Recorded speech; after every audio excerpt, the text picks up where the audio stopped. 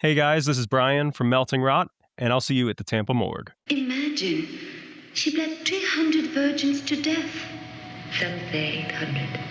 A woman will do anything to stay young. But drinking human blood. She believed human blood was the elixir of youth.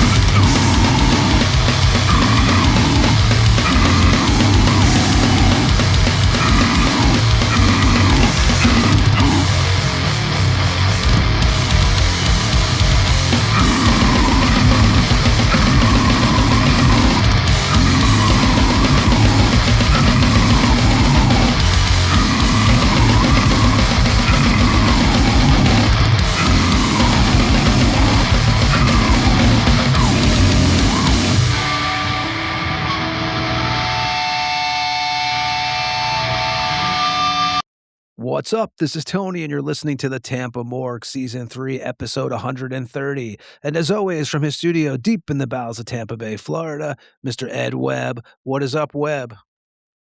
Mr. Anderson, what's going on, brother?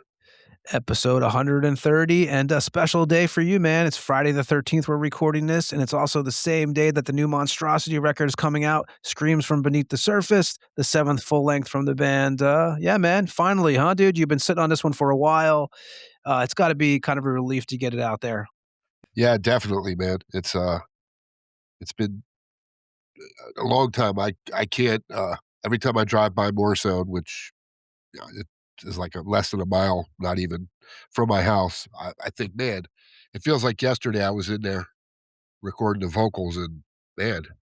And then, of course, all the questions and all the stuff that pops up about, when can you talk about it? Of course, before the video dropped, and it was endless, dude. It was just endless, having to keep secrets. I don't like it, but, and you know the ins and outs of what I do. So it's been tough to not let, even some of my close people hear it, aside from like my family and stuff, but other than that, yeah, it has been a long time coming, and it couldn't happen on a more crazy weekend, of course, but, yeah, it's definitely, I'm happy, and it seems like it's getting, some pretty good press. I had a couple people message me that I haven't talked to in a long time that apparently heard it, and, they were giving me props, so, yeah, I'm happy. I'm happy it's finally out, man. I'm done. I'm done with the waiting. Yeah, and those who have not heard it, it's a killer record. I heard it a while ago, and it's out now. So there's no excuses out on Metal Blade. And Ed, you're not a guy who reads the reviews, right?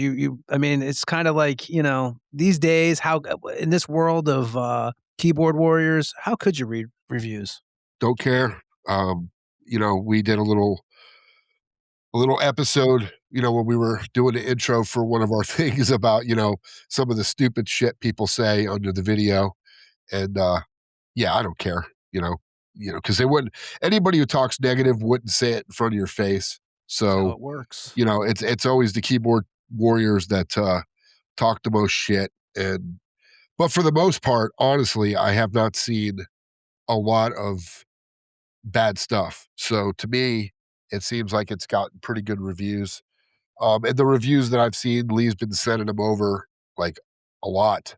And for the most part, they seem very positive. So, which is good, man, because, Monstrosity's kind of an underrated band because they don't do a lot upper echelon like a Cannibal or a Obituary, but they've been around just as long, so it's definitely cool to see the name back up there in the big lights.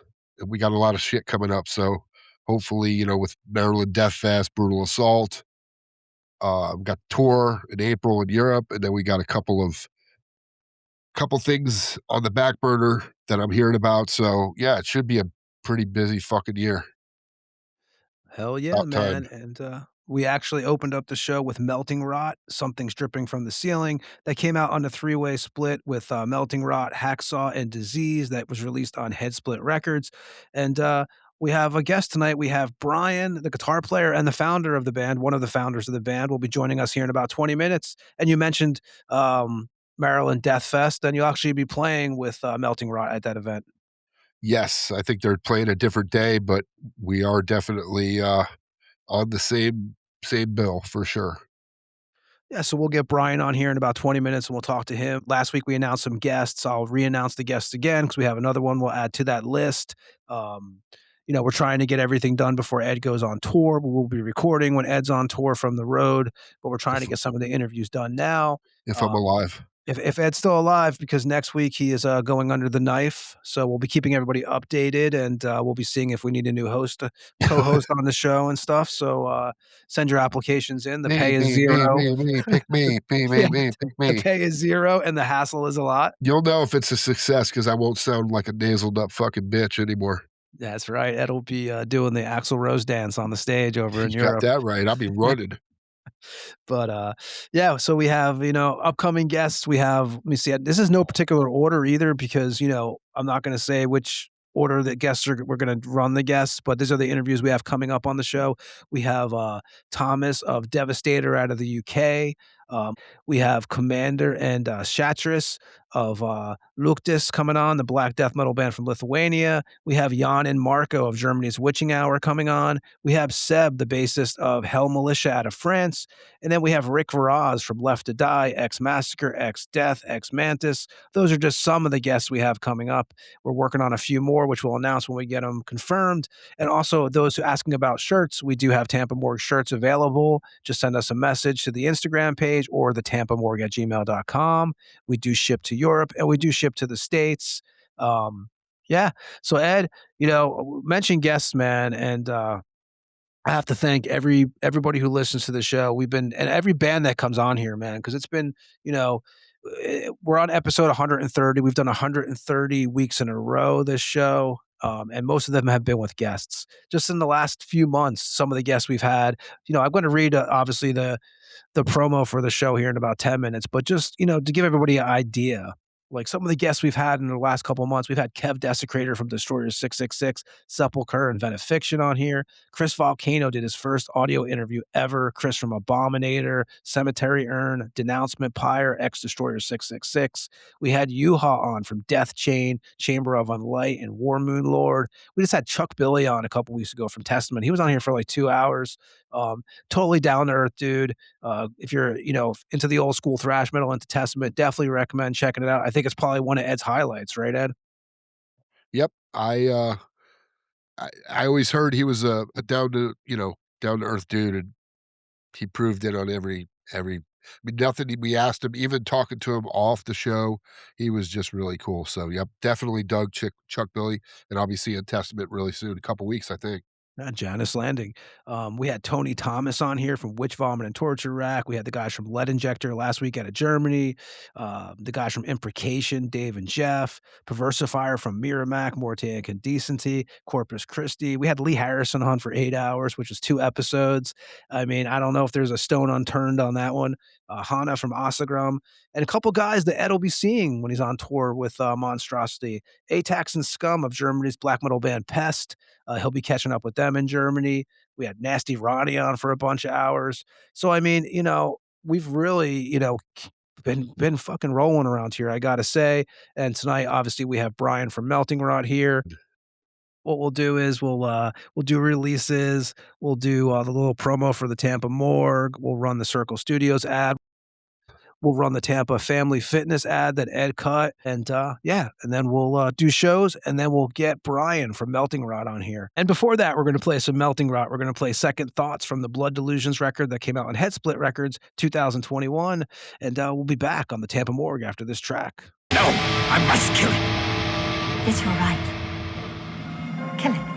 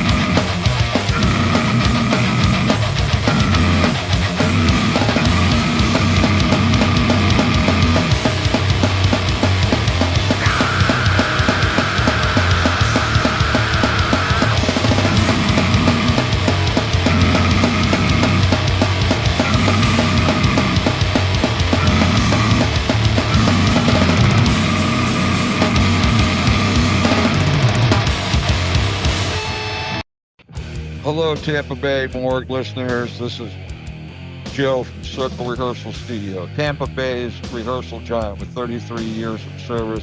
We know what you need to rock. Large, clean, quiet, cool, smoke-free, isolated rooms with the best gear at a musician-friendly price of $25 an hour. Professional, courteous, easygoing environment. Recently upgraded and remodeled with top-quality gear, Marshall, Ampeg, Pearl, Tampa, JBL, Yamaha, PPP, and more.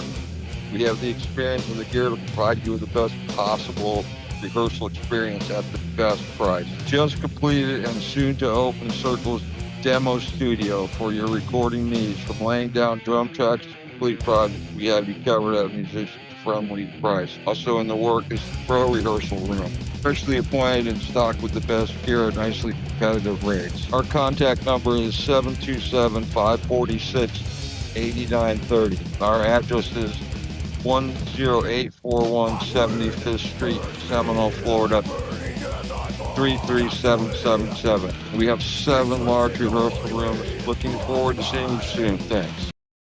Then we are back on the Morgue, and that was our Circle Studios promo. It was good to see the owner, Joe Diaz, a few weeks ago at the Tampa Bay Museum of Metal. Joe was the guitarist of John Oliva's Pain. He also played with Disaster Piece, Moss Feaster, Figure in Black, a band I was involved in named Cemetery Slut. Joe was also an End Unseen. End Unseen was a fixture around the area for some time. Not sure when they actually called it a day. Unfortunately, 2 of the members of the last lineup are no longer with us. Todd Dowdy passed away in 2016, and Colin Andrews in 2020. Both were friends. But Circle Studios, behind the walls, a lot of music has been written.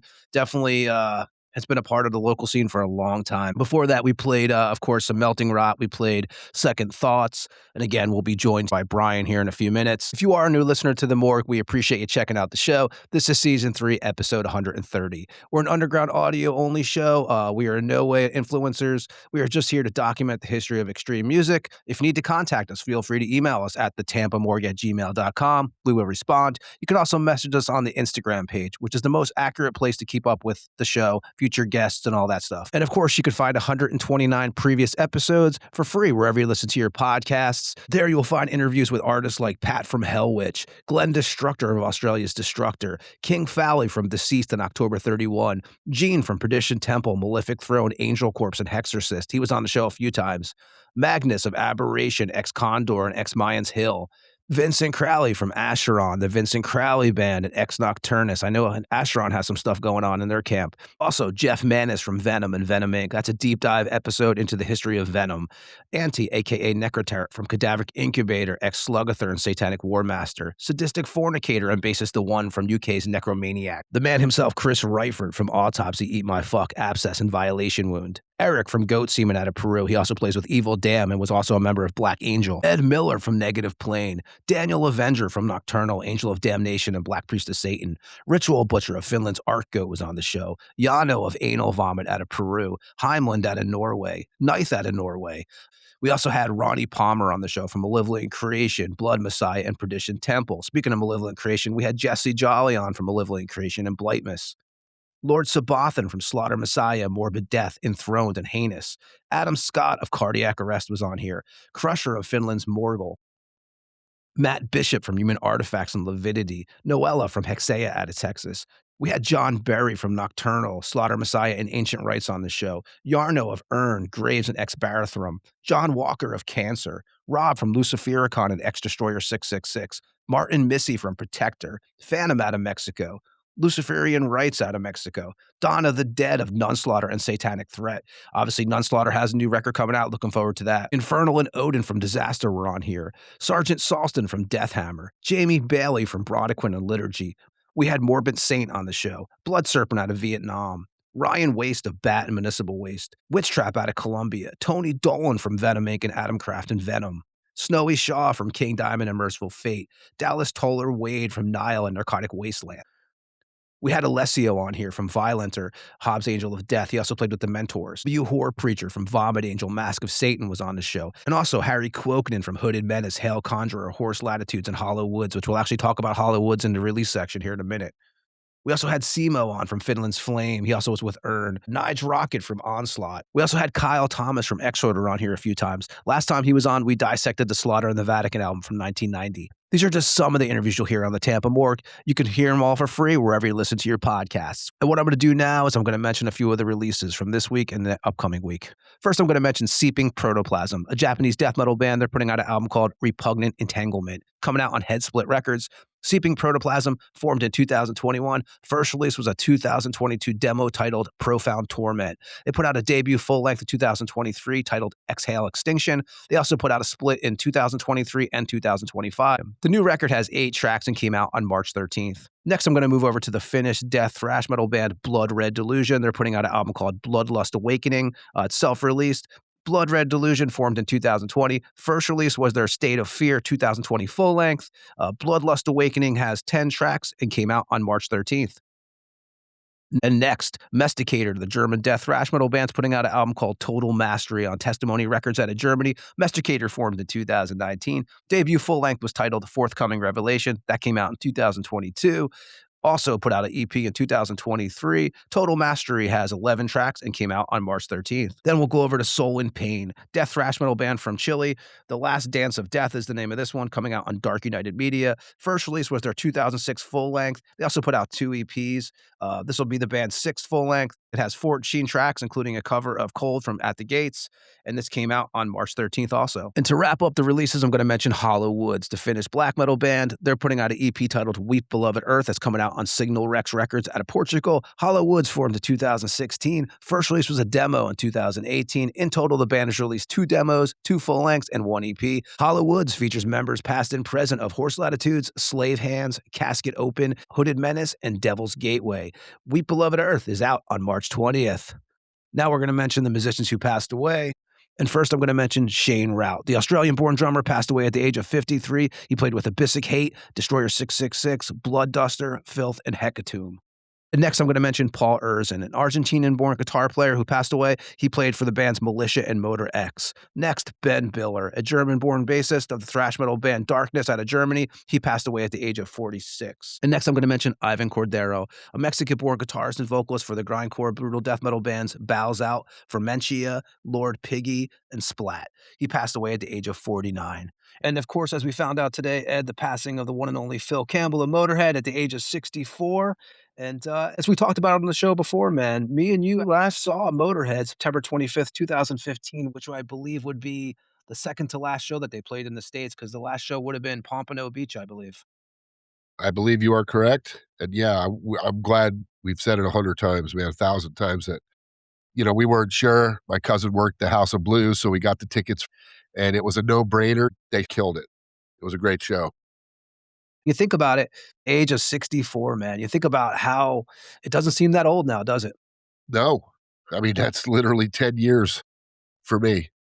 Literally. I mean, 10 years nowadays is like, I'll wake up tomorrow and I'll be 60, If you think about it, like you look at some of these records that Motorhead had out, like if you go to Orgasmatron and stuff, there's, how many guys are left? One guy? I mean, Lemmy's gone, Wurzel's gone, yeah, the drummer Pete Gill's still alive. And then Iron Fist, all of them are gone from that record. Yep. That was what, Lemmy, Filthy, and Clark. It sucks.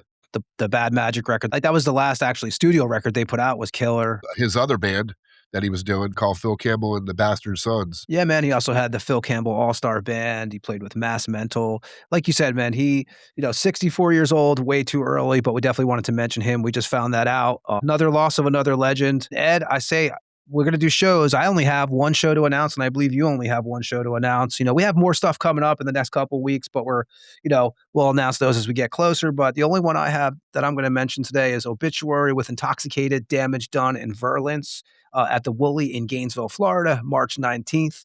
And that's all I have for shows is the Obituary Gainesville gig. Yep. And all I have is Carnivore AD. They got 2 shows, one at the West End Company in Sanford on March 20th. That's a Friday. And then they're playing the Brass Mug on Saturday, March 21st.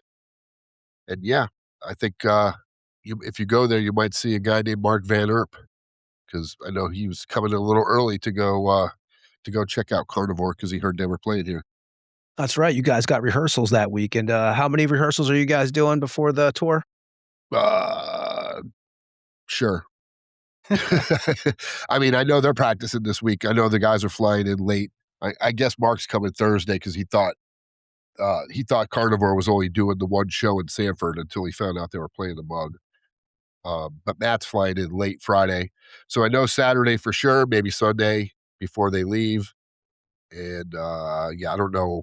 I don't know what my situation's going to be like for the weekend, whether I'm going to be able to do any screaming or not. I'll know as the week persists, because Monday is D-Day. So we'll know. I'll know after that.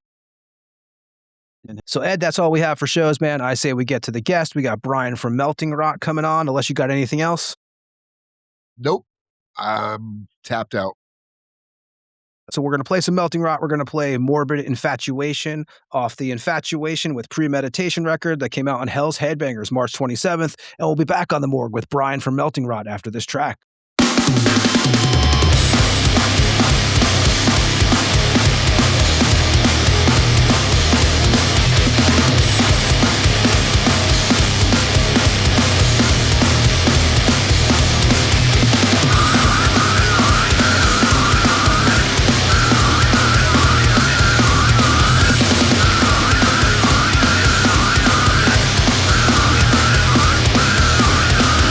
Oh!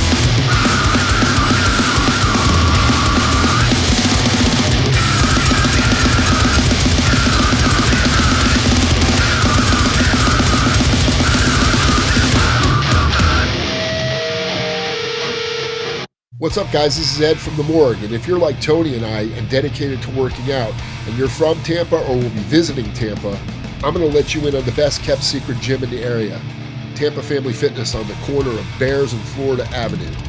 And unlike the big box gyms where you're just a name and a number, the owners Sarah and Eddie Amaral have created a community where you're not just another face lost in the crowd. They also have, hands down, the best trainers in Tampa, with Coach J, Jared Perea, who I've personally witnessed take his clients to award-winning bodybuilders. Not to mention this dude is an absolute beast himself. So if you want to get in the best shape of your life, this is definitely the place to do it, and these are the people to do it with. So if you want a no-frills gym experience that I can only describe as old-school Arnold Schwarzenegger on Venice Beach, with no fancy machines, just get in, get your ass kicked, get a crushing workout, then you want to go to Tampa Family Fitness at 14968 North Florida Avenue. And if you're a band that's traveling to Tampa and playing the Orpheum or the Brass Mug, this is literally less than a 5-minute drive from either location. There's a QR code on the door. Just scan it, pay $10, and you're good to go for the whole day. Or if you're in Tampa and you want to see what all the hype's about, stop in and get a day pass, and make sure you tell them Ed sent you from the Tampa Morgue. And that was Morbid Infatuation by Melting Rot, and we are joined by the guitarist and founder of the band, Brian Koz. How you doing, dude? I'm doing good, thank you. Oh, man, we appreciate you joining us. And how's everything over in Illinois? It's good. Weather is kind of terrible and windy, but it's good. And then before we, talk about some Melting Rot history, man, I know you guys have been busy. You just played a show March 5th at Reggie's.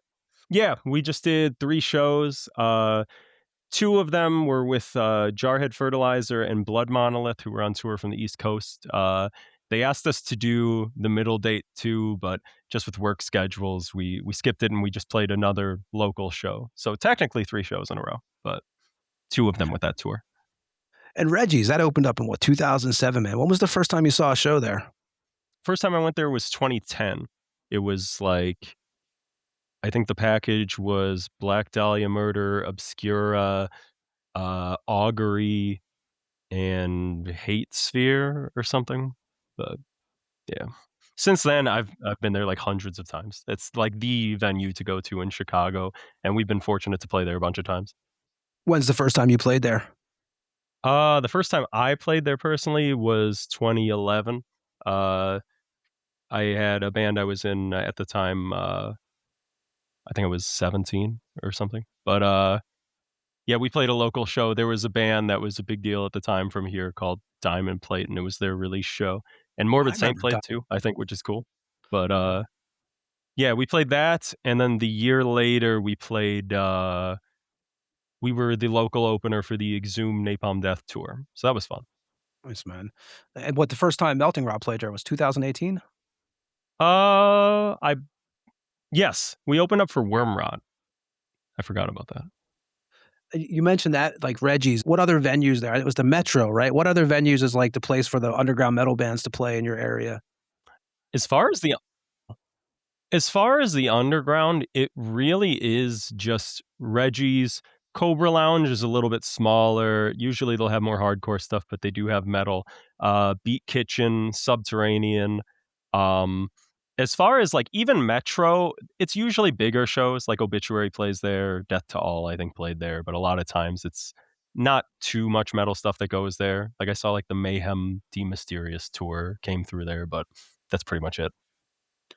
And before we talk about some Melting Rot history, in your opinion, like the scene there in Illinois, how would you explain the scene, and what would be some bands that you would recommend? Right now, the scene is the best it's been in a very long time, I think, because when I first started going to shows, or at least real shows, it was like 2010, 2011, and it was very much like the retro thrash revival stuff. So that's most of the bands were like that kind of thing.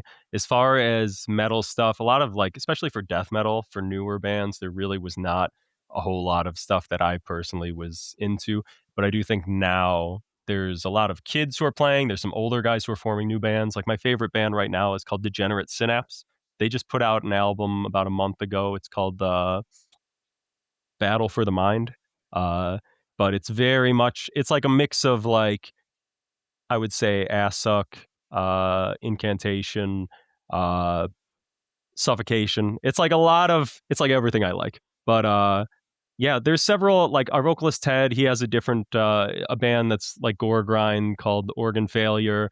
Uh there's a lot of like punk bands that are really good. I really like Home Invasion. My friends have a band called Snuffed. Um yeah, there's a lot of stuff going on right now, and there's a lot of shows, which is fun. That's, I don't know. It's nice when you have friends that are in bands that you actually want to see instead of just like, oh yeah, I mean, I'll see it, but like Yeah, we've all I've been there. definitely gone, yeah. And man, what part of Illinois, what city were you born in? I'm originally from Lombard, so it's like the suburbs. So it's like, especially even now, it's like right now we live in Franklin Park over by O'Hare Airport, but I'm always careful to make sure people know I'm not actually from Chicago, because everyone is very particular about, God forbid, you're 30 minutes outside of the city center. Like it's not Chicago, but it's yeah. Most of my life I lived in Lombard, but yeah, I lived in the city for a few years, and now I'm in Franklin Park, just outside of the city. And you're born 94? Yes. Were you surrounded by music as a kid by your parents, or was it something that you found on your own? Yeah, my dad like listened to like the rock radio station all the time. So it's like back then, it's not around anymore. I think it went under like at this point probably 10 years ago, but it was called 97.9 The Loop, and it was like, at the time when I was a kid, they would play everything. They would play more modern stuff, and then eventually it's like, I know as soon as I started driving and I would put it on, it would be like the same 10 songs on repeat. Yeah. But it's, so I grew up listening to a lot of, I guess, like radio 80s metal stuff like Ozzy, and I guess the hits of Metallica and Def Leppard. And like my dad's, one of his favorite bands was AC/DC or whatever. So it's like from a young age, I was kind of, I guess, primed to get into other stuff. Cause even then it's like I would talk to kids I knew at school, and like no one knew even like the most basic radio shit. But yeah, I think between that and just like when I was growing up, it was very much like the peak of like X Games, skateboarding, BMX, and like you'd get a lot of punk bands, and like people would make videos using fucking Slayer and shit. Like it's easier to get exposed to a lot of that stuff, so that as I got older and started kind of tripping my way into a lot of the more, I guess, real underground stuff, I was, I guess, ready for it, you know? Yeah, and what you're saying is totally true too, because I remember the surf videos, they had all the punk bands in them, which was huge for the punk bands because, they had all the Oh yeah. skateboard videos and stuff, and they would show the band's name, obviously the song name. Do you remember the first piece of music that actually caught your attention as a kid? Yeah. I don't know, honestly, because it's like, I don't know if there was necessarily like one specific song that really, like, or like one real piece of music, I guess. But like, I don't know. I mean, when I started playing guitar, like one of the first things I had to do was like learn like Crazy Train or whatever. So I guess that would be an answer. But Did you have a first favorite band when you were a uh kid? honestly, it was probably Bon Jovi. Like I had my I dad make me a cassette when I was like in first grade or whatever. It was, I don't know. It was cool. Now you're what, around 31 years old. So when you were growing up, Yes. man, the internet was like was that a big tool for you to find bands? Were you taking advantage of that? So when I was like very young, like that was like LimeWire, Kazaa times. So Oh yeah. like I a lot of times it's like I wasn't necessarily even on the computer myself. So like my dad would help me. I would tell him songs I would like hear, and like he would try and find them, and a lot of times like it would be mislabeled incorrect songs. But like, so that was kind of, I guess, my first experience to getting music from online and just burning myself CDs. And then it's like my first couple of MP3 players, it's like shit where you can put 15 or 20 songs on it, and I would just listen to it on the bus. But I guess for me, I didn't really start really getting into like finding stuff online until I was in like middle school, because that was right around like 2006, 2007 is really when like YouTube started popping off, I guess. And it was easier, like the biggest one for me as far as getting into like real shit beyond like magazine metal bands from like Ozfest or whatever was like there was a YouTube channel called The Burning of Sodom that I got really into from like 2007 to 2009, that just had like every thrash album you could think of uploaded. So that's how I heard like Violence and Toxic and a bunch of shit. But and that was like my gateway from there to just everything else. Do you remember the first record you actually purchased on your own? And were you hitting like record stores over there in your local area? No, honestly, like for me, I never like as far as record stores, I would literally just buy shit from like Best Buy. So like for the holidays when I would get like a gift card, I would just spend it on CDs. And the first record I remember buying was like a Judas Priest like best of CD or something. Like that would have been like 2005, 2006. But yeah, that's most likely that's the earliest one that I bought myself, I guess. How about what was the first show you attended? First show I went to was Ozfest 2007. So I was like 13, 14. When you first picked up an instrument, was it the guitar, or did you start out with something else?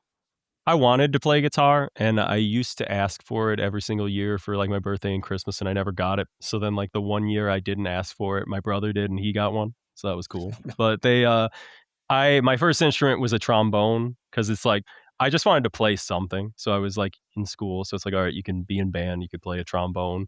And then after like a year, like when I said I wanted to play guitar again, my parents were like, "Oh, well, I mean, you're playing trombone." So I was like, "I'm not playing trombone anymore. Like I'm good." So I dropped that. But yeah, I got my first guitar in like 2004, I think. Just like cheap shit. But yeah, that's when I Are you started playing. self-taught? Yes. We all start, like you said, you start out with the Metallicas, the Priests, and stuff like that. But when do you start getting into like the heavier, more extreme stuff? Like, is it like Slayer? Are you like taking that ladder? No, for me, it's funny because it's like I grew up hearing all of the Metallica stuff on the radio, but then it was the first time that I heard Battery by Metallica because it was just like I was just downloading like I think it was like wrestling theme songs from like ECW, if you know what that is. Like it was just like looking up what people used to come out to in the 90s and just downloading that and making like a playlist of it. And I heard Battery by Metallica and it's like, oh, this doesn't even sound like the same band. And I wasn't even sure if it was. But then it's like, it has everything. It's the cool intro, fast riffs, like, and it's just like, oh, okay. That's like for sure the moment that I guess I was hooked on to that kind of thing and wanting more of that. What age you start getting into like, say, the General Surgeries or like, the Carcasses and stuff like that? Is that a later thing for you? Like 2008, 2009. So I would have probably been like 15. Because it was very quick. Like that's the thing. I know sometimes like people look at it as a negative because of how easily accessible everything is.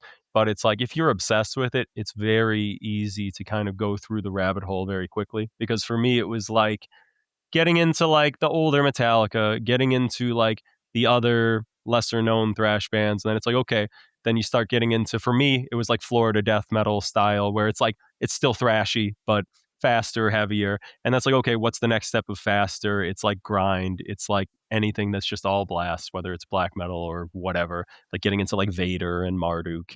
And yeah, I think like the first Carcass I picked up was Heartwork. And it's like, I still like Heartwork. For a while, I was definitely like, ooh, no, it sucks. But I do still like Heartwork. But I I get like it. Heartwork. We were just Ed, we were just talking about this actually yesterday, man. Yeah. Yeah. It's.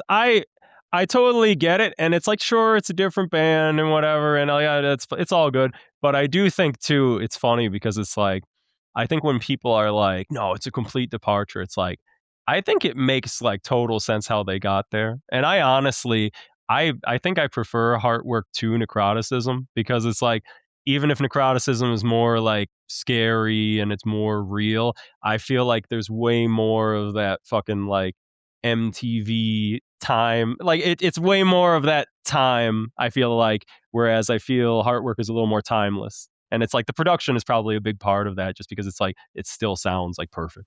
But yeah, that was for sure. That was my entry to Carcass and all that. Were you into like you mentioned Asssuck earlier? Were you like listen the Misery Index or Terrorizer, Downfall and stuff like that? Whereas the first grind album for me was From Enslavement to Obliteration by Napalm. I picked up that. It's funny because I found it. It's still in like my Amazon purchases. It's like my second purchase in like January 2010.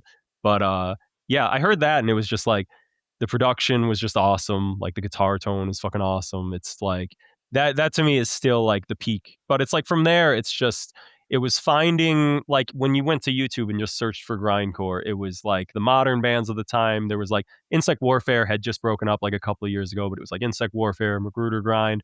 I got to live through all of the fucking Scion bullshit. So like, uh, got to see a bunch of bands through that, and it's like Worm Rot was around at the time, but yeah, definitely I was big on Terrorizer. I was big on.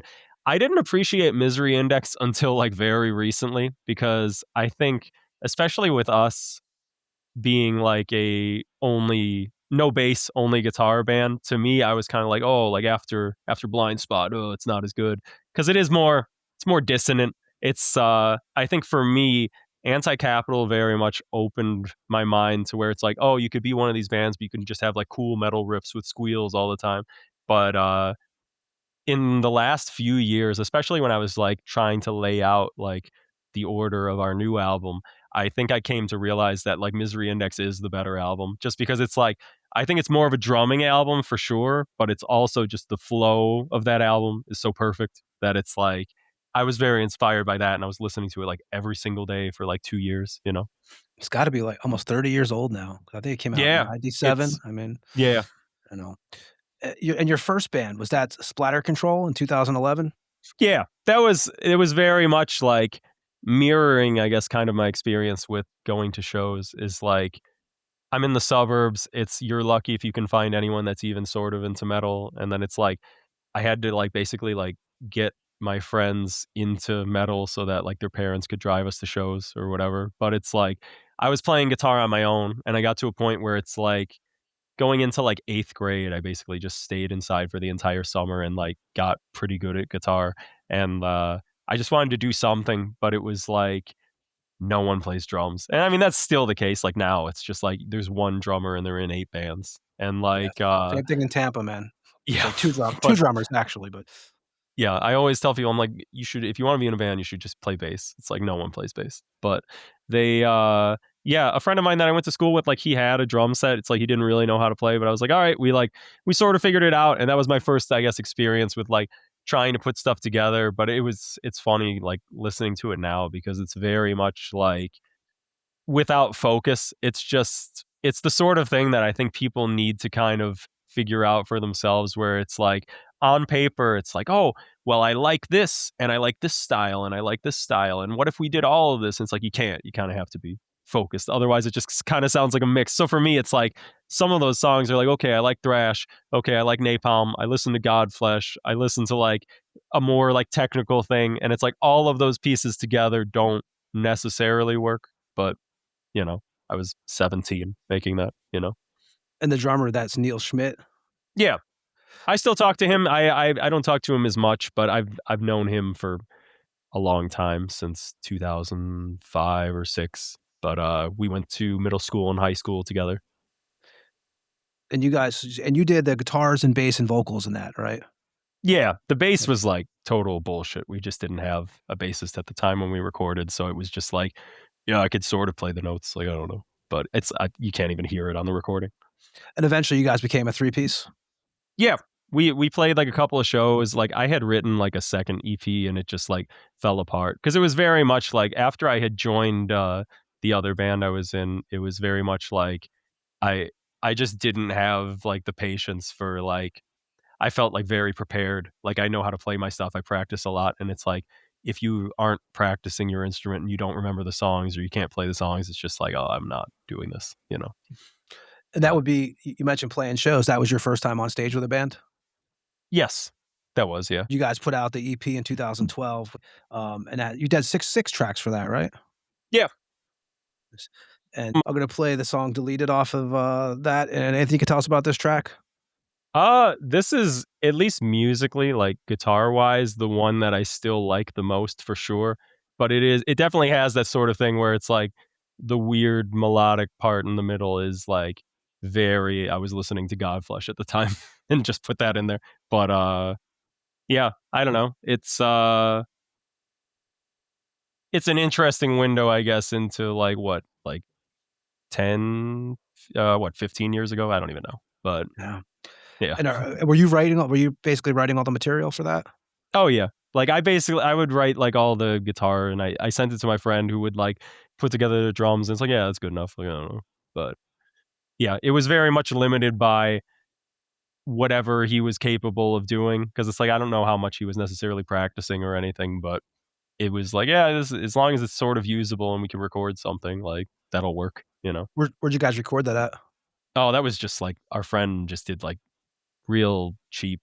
It was like a Line 6 direct in thing. We did the same thing with the other band I was in, Smash Potater. Like, those guys just recorded it, so it was like, I don't even I think the drums were mic'd. It sounds really bad, but all the guitars, everything else was just like direct in. I'm gonna play Deleted from Splatter Control, and we'll be back with Brian from Melting Rot and Splatter Control after this track on the Tampa Morgue. It can't be bargained with. It can't be reasoned with. It doesn't feel pity or remorse or fear, and it absolutely will not stop. Ever. Until you are dead.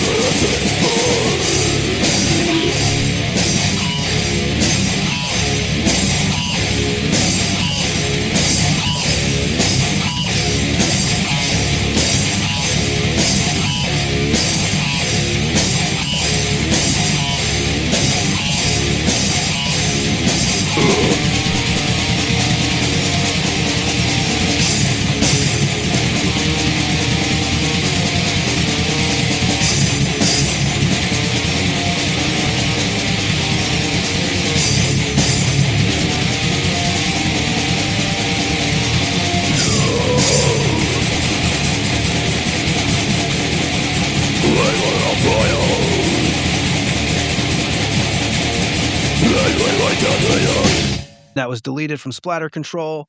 And why did the band end? Because that's when you go over to Smash Potater, which you mentioned a couple minutes ago.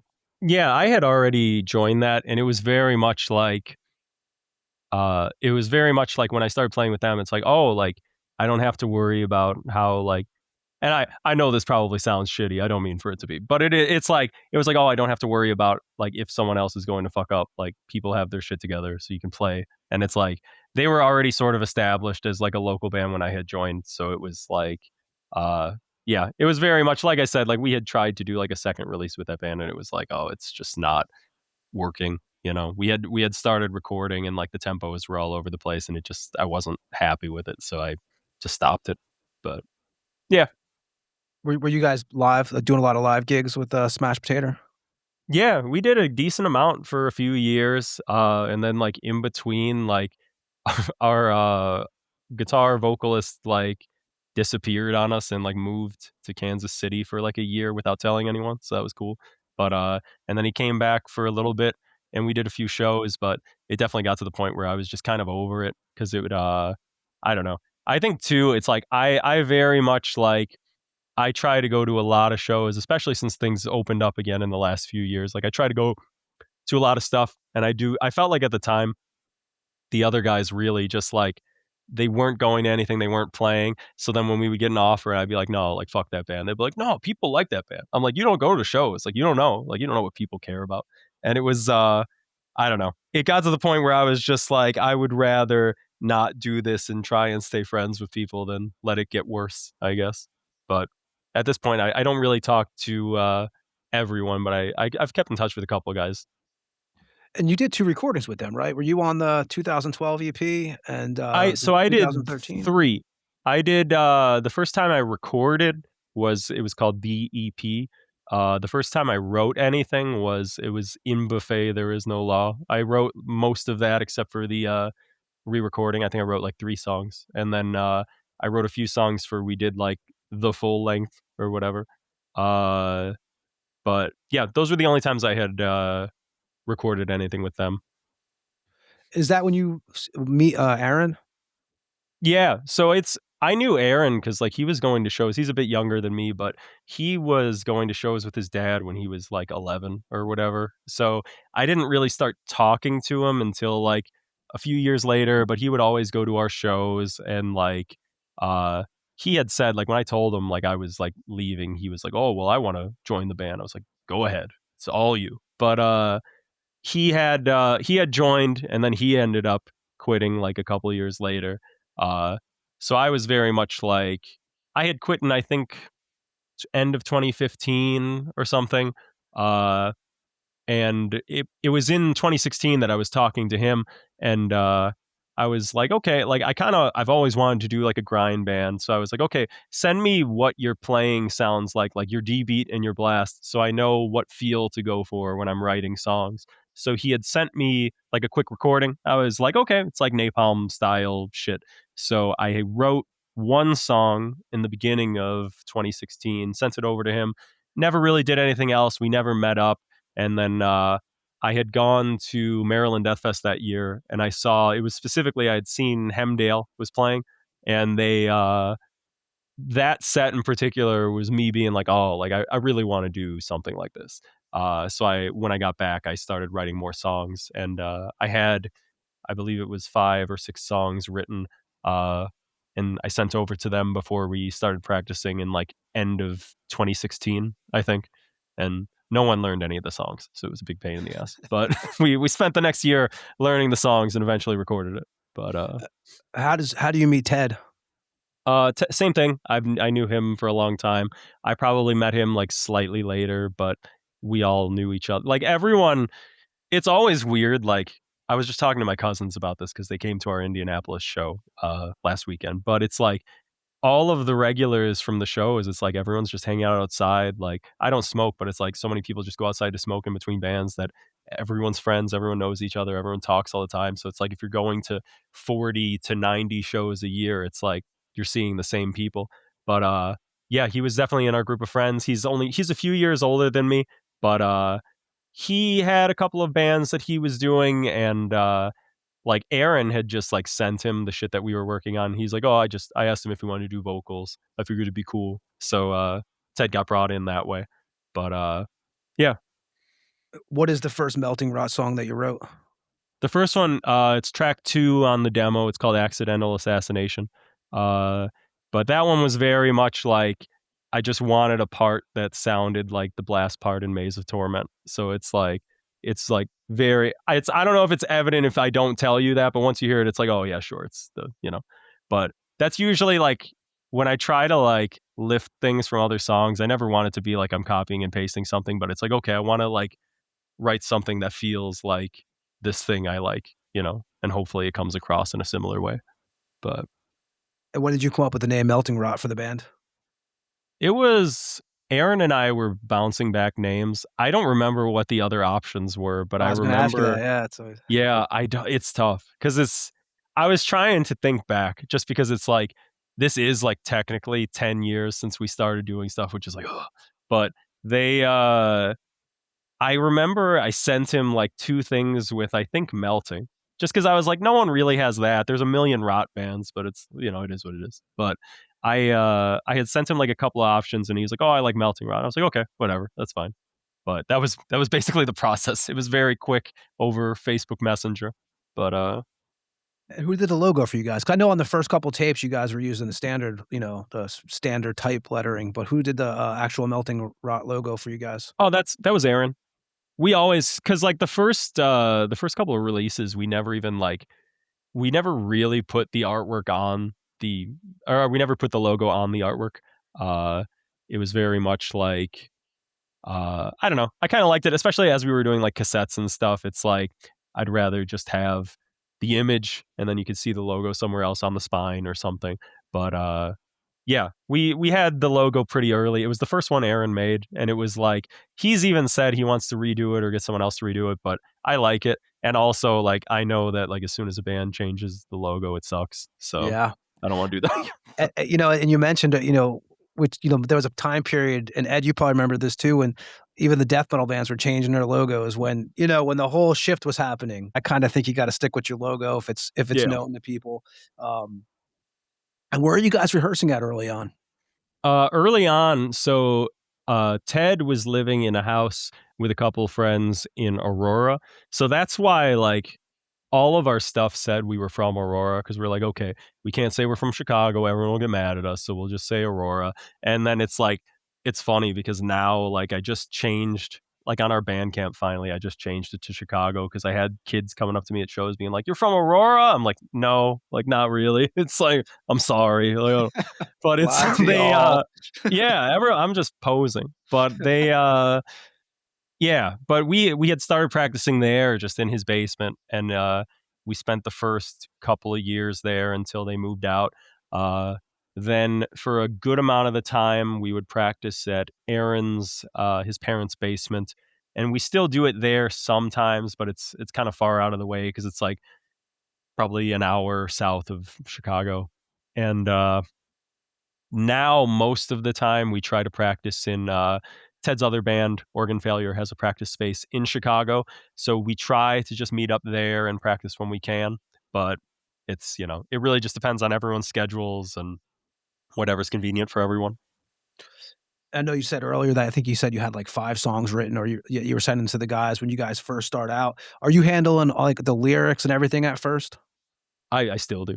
I do all, so it's originally I was like programming all the drums, and then I would I tried to have Ted do like whatever patterns he wanted, and then I would just write lyrics to his patterns. Uh Eventually, as we got more comfortable with the style, I didn't have to like program drums as much, so I could bring it to Aaron, and it's like there's only like 3 beats you could do in this, so he could figure it out. But then Ted really got to a point too where it's like I think he felt more comfortable just kind of doing like gibberish and not following the lyric sheet, which I don't care. It made no difference to me. But yeah, so now it's like when we do stuff now, like with our new album, I didn't even bother. I was like, if you want to write lyrics, go for it. If you want to just do whatever bullshit, I don't care. It's all good. So he didn't have any lyrics or anything. He just did whatever. And Aaron asked me if, like, even just for like the physical release, if I would make lyrics for it. So I sat down and cranked out lyrics for everything in like 3 days. And at first, it was just kind of stupid, but as I got back in the swing of it, it was fun. But just feels like homework. And you guys, that was 6 tracks. You did 6 tracks that wound up on the 2017 self-titled EP, and it comes out on what, cassette? Who does the cover art for that? That was a kid we were friends with who was also at one point in that Smash Potato band. Julian. None of us have any contact with him anymore. He just kind of disappeared, at least to us. But yeah, he did the art for the first 2 releases, and I was stoked on it because, especially the second one, it was very much what I kind of envisioned, where it's like horror comics. I love a lot of the art that like Warsaw in the 90s would use on like shirts and their EPs. Is, I don't know. I just like the black and white, like not overly comic booky, but it just I don't know.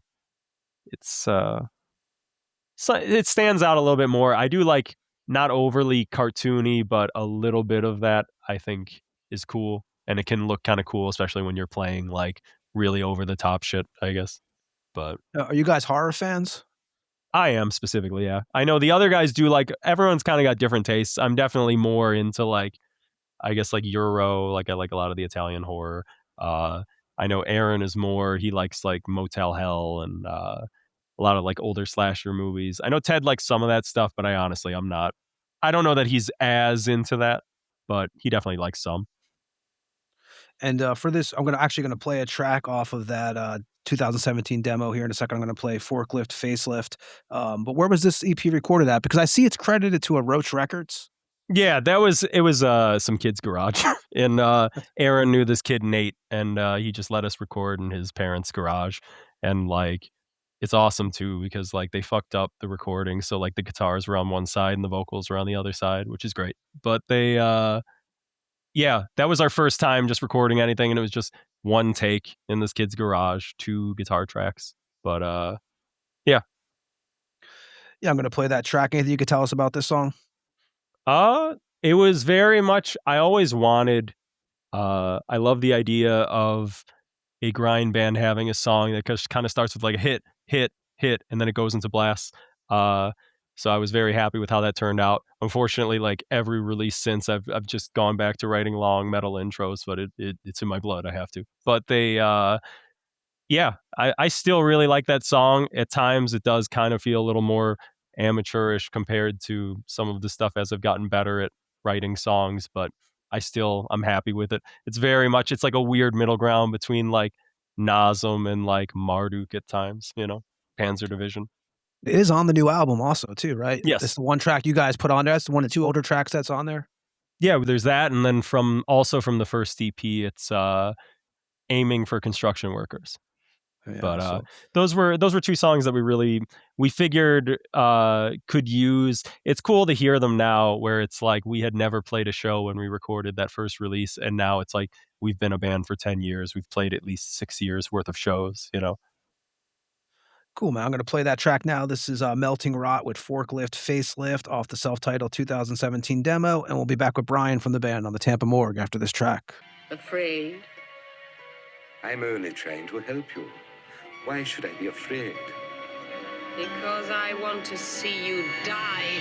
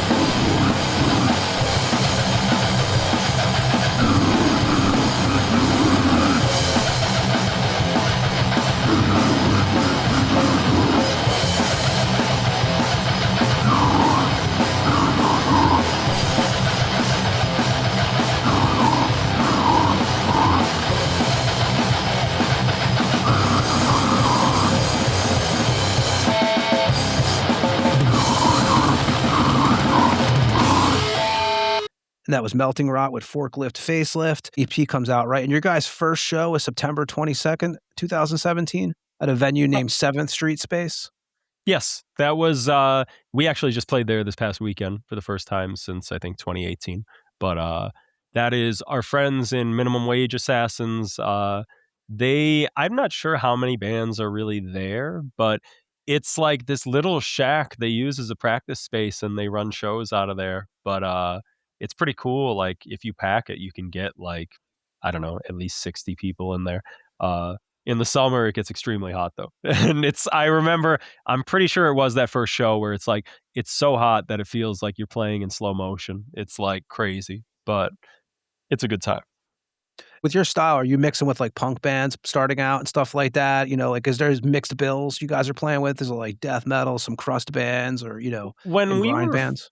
when we were first starting, it was really like we were only playing basements at first. Like we never played I guess the first venue show we played was that Reggie show with Wormrot. But that was kind of the thing for us, is it's like I had gone to house shows and DIY shows for several years, but it wasn't so much more like bands on the metal side. So for us, it was like at the time, it's like no one is doing this kind of European Dead Infection style shit, which I like. If there was like like a, I guess, a more metallic band, it would be like a very technical, like something like Noisier, where it's more all over the place technically, but it's not just straight up 90s D beat style death metal shit. So a lot of times it's like, I think that's why we stood out locally, because it's like, oh, someone's actually like doing this kind of shit. So we would play with like power violence bands for the most part. Like that's power violence was like huge for like when I started going to shows, and it really kind of died off, I guess. But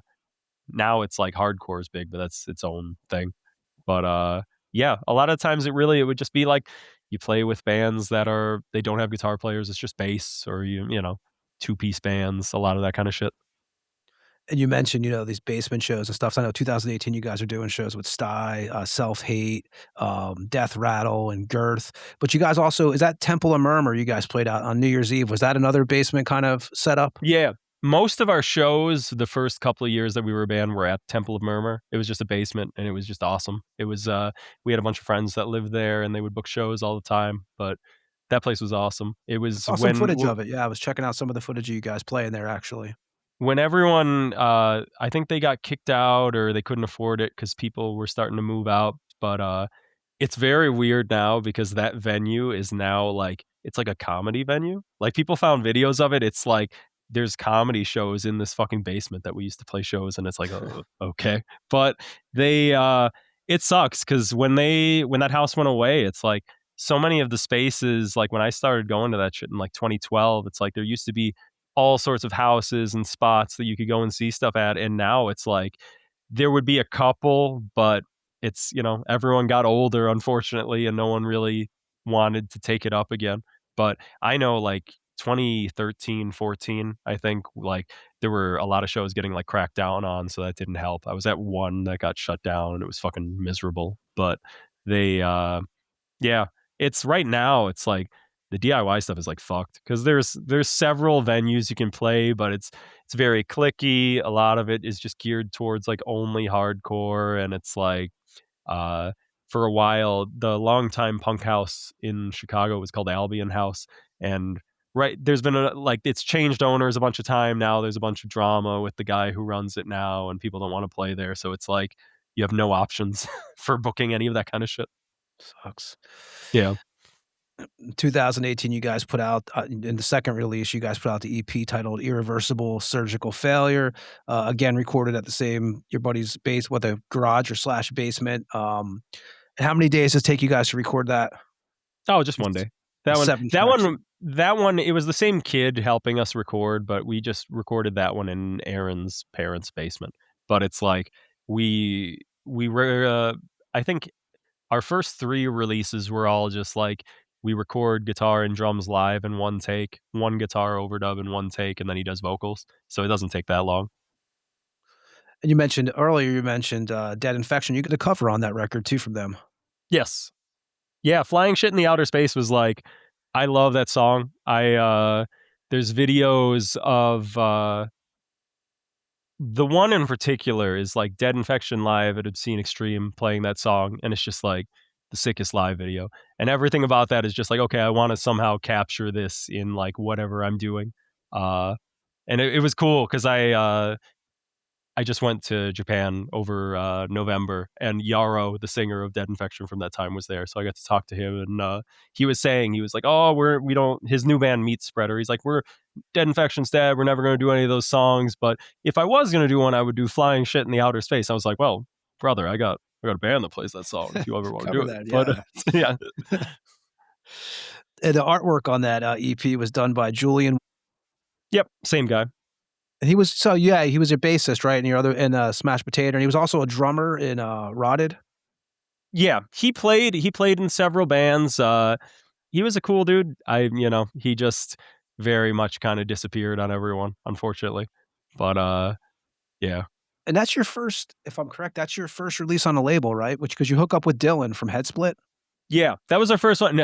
Because we had asked Dylan about the first one, and I don't know if he was interested, but it did get put out like immediately after we put it out. We had a couple of dudes from one of them was like ARL from somewhere in Europe, and then we had, I think it was called like Brain Corrosion or something, Mind Corrosion from Chile. had just hit us up, and we were like, yeah, you can make cassettes, like we don't care. We just wanted people to hear it. And then like the first demo we had just like printed up like copies ourselves to sell. But yeah, Head Split put out Irreversible. And then our next release we would have Head Split and Grindfather in the UK. That was Put the it out. three-way split because you had Yes. Hacksaw, which I think Dylan was involved in that band. Yes. Yeah, and the Disease, you guys did that. 4 tracks on that you guys did? Yes. And you guys went to a different studio for that. You guys recorded at Bricktop Recording in Illinois? Yeah, that was the first time that any of us had recorded in like an actual studio, and it was honestly it was maybe a bad thing that it went as well as it did, because it made us like very overconfident to the studio experience, because it's like we showed up and like we had told Andy who recorded us, he was in a band that we all really liked called Weekend Nachos, who reunited, and they've been playing a bunch of shows, but they it was their studio where it was largely they were just recording a lot of local bands, and it was very affordable. And they have several rooms that are dedicated to the studio in this like it's like a family member's business that makes like countertops or something. But there's like just these few rooms are like this perfect live performance room, isolated room, studio, repairing areas. But we had gone in and like we had told Andy like, oh, we're not going to need multiple days. Like we're just going to need one day. And he's like, oh, we'll see. I don't know. And like we did everything in like 2 hours. And like so we only had to pay like half a day for recording and then just a full day for mixing. But it was like we recorded everything live in one take. We did the 4 songs for the EP and Worthless Prize, the cover for the compilation. And then we did we recorded that live. I did guitar overdub in one take. Ted was gonna do vocals, so we went to Jewel to go get some beers, and like we pull back up and he's done. We're like, oh, all right. So it was like and then the next day he sends us the mix and it's like perfect. And it was like everything about it was like the easiest thing ever. So we were like, oh, this is a piece of cake. And then it's like we went back to record our full length, and it was like comparatively it was like a disaster, because it's like we couldn't it was longer, and it's like so we couldn't do everything in one take, but it's like the vibes were off. Like even though we did everything the same, it like sounds completely different, and it's like same mix, same master, and it's like it just happened that it was just completely different sounding, and it's just like, oh fuck, but it is what it is. 2019, you guys are doing shows with Coffin Dust and Heinous and Fest, Death Row. You guys also played Northwest Speed Fest 5. Was that Dylan that hooked that up for you guys? No, that was Disease. So I believe it's mostly Jim from Disease, their drummer. But he had hit us up because we had just done the split. Hacksaw played 2, but they were on the second day. We played the first day. But yeah, that was the second out-of-state show we did. The first one we played Anti-Music Fest in Dayton. Our friend Isaac from Sulfuric Cautery, him and Vicky had a house out there at the time, and they were nice enough to let us hop on that bill. And we played with a bunch of sick bands there. But Northwest Speed Fest was the first time we flew to a show, and it was just same thing. Tons of awesome bands. They took good care of us, and I don't know. They had a venue out there. I believe it's still there. It's called Black Lodge. That's just like a really awesome DIY space where it's not a house, but it's just a big open black room just on some random unassuming building, and they have a stage in there, and it sounded awesome. But yeah, it was sick. And you also mentioned earlier about doing Worthless Prize, the Unholy Grave cover, and you're also part of the Unholy Grave tribute that came out on Acid Redux Productions. How did you get involved with that? He just asked us.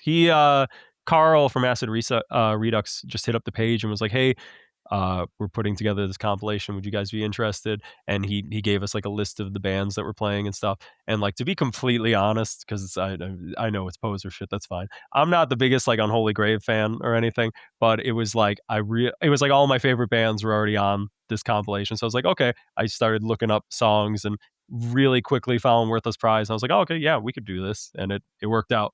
But yeah, I was stoked on how that cover turned out, because it turned out awesome. Yeah, I'm going to play it actually here in a second. And we mentioned the Dead Infection cover that you guys did on the Irreversible Surgical Failure EP. And then obviously this one. Is there any covers that you guys haven't done that you guys have tossed around ideas about doing? Yeah, we actually did one live. We learned when we went out to Cleveland last year, we learned Put Them to Death by Cannibal, which was pretty awesome. We wanted to like record it or do something, and like the idea we had was like it would be cool to have as like a bonus track for the Cold Case Files LP, but like we're a very lazy band that does not get anything done, so it did not happen. But we do technically still know it. We just haven't played it since, I guess, beginning of 2024. I'm going to play the track off of that tribute. This is Melting Rot with Worthless Prize from Acid Redux Productions that came out in 2019. And we'll be back with Brian from Melting Rot after this track on the Tampa Morgue.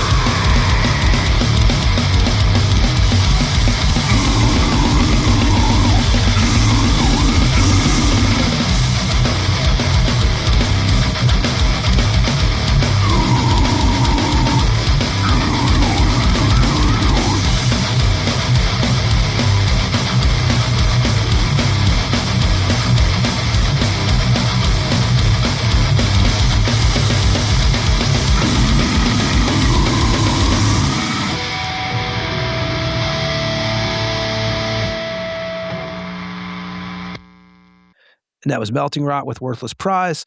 And then 2020, you guys are doing shows with Necro Drunks, Sewer Rat.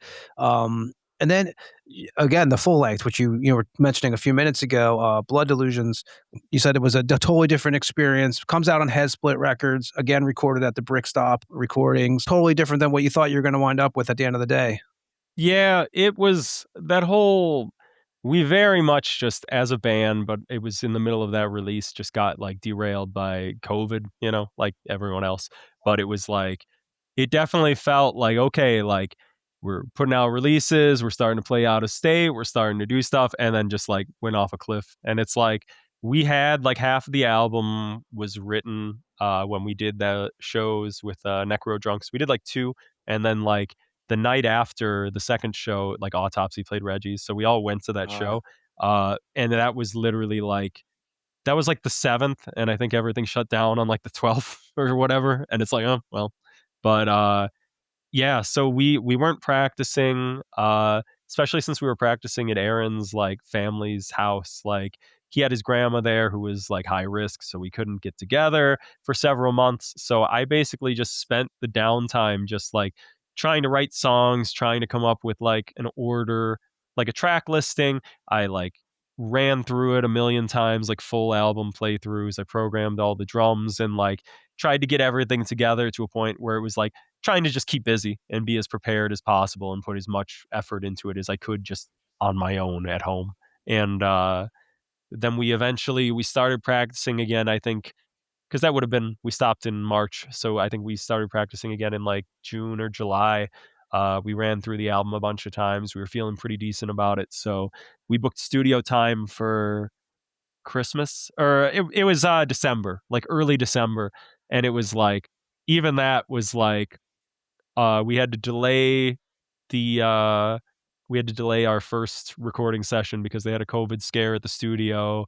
And then Aaron, I think, had like a COVID scare, and his friend, and it was like all sorts of just dumb shit. And it's like, at that point, everyone was burnt out, and it was like, we weren't going to have shows for another year, so everyone was pretty much over with it. So it's like we went into that recording session just in like a bad mindset already, just like, all right, let's just get through this. And it's, to me, it's like, I know I've talked to people and they're like, oh no, it's really good, but it's, I listen to it and it just sounds like we're burnt out. And it just feels like, I always say, it's like, I feel like we went like all the way up to the finish line and then just kind of like ran into the wall and spun across, because we got it done, but it definitely, we could have done a much better job with that. And it's just, it is what it is, you know? It's definitely strange times too, that whole Yeah. time period. And you guys did release it on CD through Headsplit. You also did the Euro version on Grindfather. But this is also, if I'm correct, your first time on vinyl, right? Because you guys do Yeah. Behind the Mountain. Did a vinyl version of it. So are you a vinyl guy, or does it not matter to you? And how is it first seeing, Melting Rot on a vinyl? It was awesome. I personally am not like a vinyl collector. Like, if anything, I'm definitely more CDs, because it's like we did cassettes. It's like, I'm not at all a cassette guy. I don't get it. But if people want to buy it, God bless. But they we Behind the Mountain had hit me up in December, or I think just before we recorded, just saying he was interested in working with us. And I told him, like, great news. We're about to record an album if you want to do it. But it was, it's not entirely his fault, but it was very much, he was like, oh, just so you know, it could take up to like 3 months. And I was like, I don't give a shit. Like, nothing's going on. And then like it took like over a year for that thing to come out. And like and it's like, everyone else, it's like, I'm already not talking to like Aaron really during that time. And like Headsplit's like, where's the album? And I'm just sitting around like, I was trying, because the dude wanted everything to be released at the same time. And it's like, I'm trying to not fuck over this guy that's like doing us a favor. But it was like, it got to a point where it's like, okay, so when's this coming out? When can we make a release date? And he finally like agreed to let us like put out everything else, and then he'd open pre-orders. But it's like, I felt bad because I had people messaging me like they pre-ordered and they waited like 6 months or whatever for it to come out. But it is what it is. It's, Yeah, I think pressing plants were all fucked up at that time period, because yeah, I know it was everywhere, like, I mean, even the big labels were having issues with it. I mean, it's funny too, because yeah. you mentioned the cassettes and tapes, and, me and Ed's band put out tapes, but I'm just always wondering who the hell has tape players. Like, I like to go Oh to yeah. people's houses to see who has these tape players, because, I always scratch my head. No, again, I release tapes too, me and Ed, with our bands. But you ever wonder, like, when you're selling the cassettes, like, do people really have all these cassette Oh players at their no. house? Especially like, our album doesn't come out until the 27th, but Hell's got the tapes early, so they sent them to us before our shows. So we were like, fuck it. Like, we're going to sell these to people early if they want them. That's cool. And I had like, we sold all of them because we didn't have that many. But yeah, it's the same thing. Like, people are like, oh no, I just got to get a tape player. And it's like, if you want to like buy one you can use, you just wait. It's like, it's okay. Like, I don't, but because I don't know, there are a lot of people who love it. There's people who tell me like, no, it sounds the best on tape. And I'm like, sure it does, man. But I don't, maybe it does. I don't know. But I don't know. I get it. Like, I do see the appeal of tapes, because it's like, it's analog. You kind of get the cool factor of vinyl, but it's much cheaper and it's much less space. So I get it, but Yeah, yeah, I it's think not it's the my thing. artwork on vinyl, you get the big, Oh obviously yeah. the big cover and stuff. And speaking of that, who Yeah. did the cover on the Blood Delusions? Blood Delusions was Matt Putrid. Oh, So okay, yeah. we had wanted to work with him for a long time, and he was super busy. And I'm glad we hit him up early, because it's like, it was probably 6 months before he was even able to start working on it. But he did a really awesome job. It was funny, because I think I had told him, I was just like, yeah, like something with a movie poster, but death metal flair, whatever. And he's like, okay. And like, we agreed on a concept. And then like a few hours later, he sends me, he's like, what about this? And it was like the most fucked up, like, guy with a nub dick and he's choking himself as he's killing this one. I'm like, no, like, what? No. But they he, and then he's like, oh, okay, sorry. And then he made the movie poster looking thing. But it was yeah, I don't know. He has a really awesome style. So, we were very happy with how that turned out.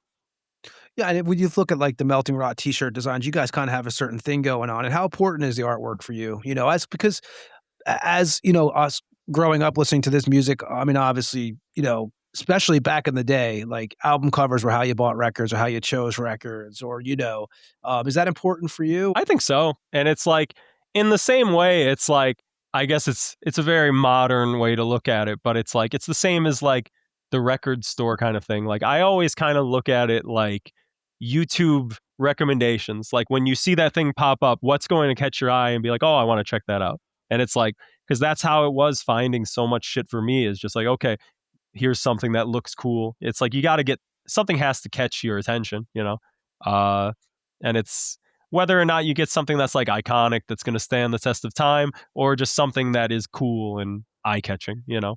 Because it's a lot of times it's like you could see a cover or even like you could see a logo and it's like I could tell like, oh, I'll probably like this. And if I don't, then it's like something's horribly wrong, you know? And with Melting Rot, you guys been around for a while.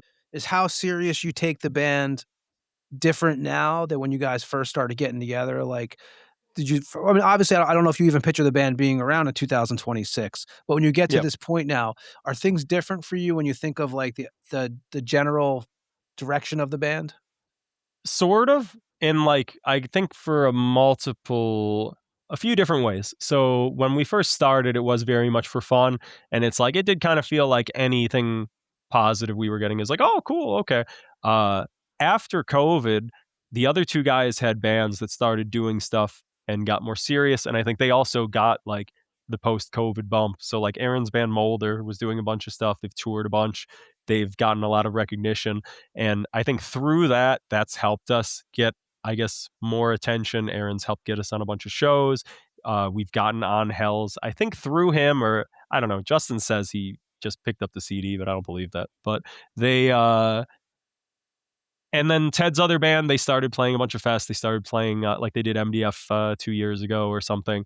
Uh, and so because of that, I think now I have to kind of take it more seriously on my part, because I think for a long time I was very much like, I'll write all the music. I don't give a shit about business or selling shit or networking. Like, I don't care. You guys just do that. But now that they're doing it for their other bands, it's like they have no reason to do it for us. So now I have to step up and talk to people and do stuff and whatever. But it's like now I'm like selling all the merch and I'm mailing it out if we sell it or whatever.